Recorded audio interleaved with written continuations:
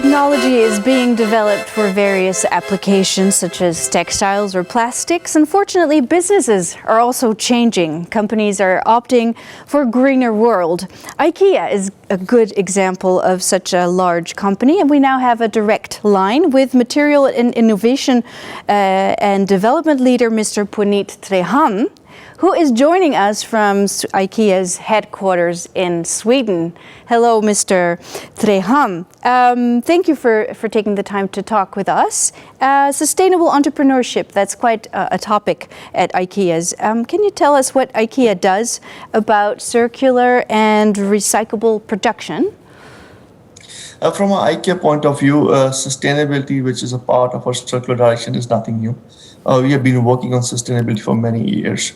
But over the years, we have defined very clearly what circular direction or circularity for IKEA means. One thing which we have been clearly spelling out is that by 2025, all the materials that IKEA uses must be recyclable materials. And by 2030, all the materials that we use must have recycled and renewable content.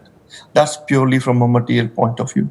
The second dimension is, of course, we want to also be a responsible retailer from a consumerism point of view. And when from that angle, we said is that our materials, our products should be designed for circularity, meaning they should be designed in a way that they should be easy to refurbish, renew, and resell in the future so that we can give a second life to our products.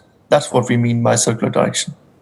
Yeah, thank you for sharing that with us. And as you know, we are talking about plant-based MEG today. What do you think is the value of these plant-based chemicals coming to the market?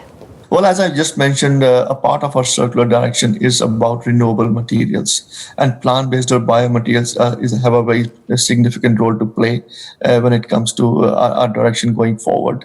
When it comes to plant-based MEG or biomeg, in particular, we use or we produce and sell a lot of textiles and comfort solutions, as an example, sofas and mattresses. And these products use a lot of polyesters, PETs. So PETs of today will need plant-based MEG for future bio-PET and bio-PEF.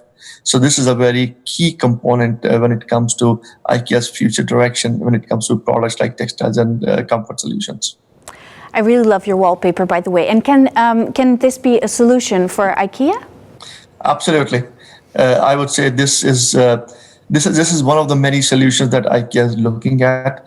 Just to give you a point of reference, almost 1/3 or around 40% of different kind of plastics that IKEA uses will use plant-based or bio-based MEG in the future in one way or another. So it's an important component for us.